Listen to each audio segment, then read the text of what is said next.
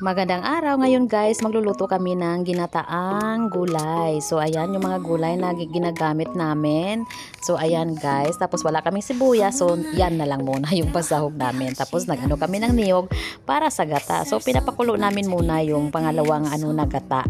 Tapos inaano namin yung mga sile, luya, ganon. Tapos nilagay namin yung gulay.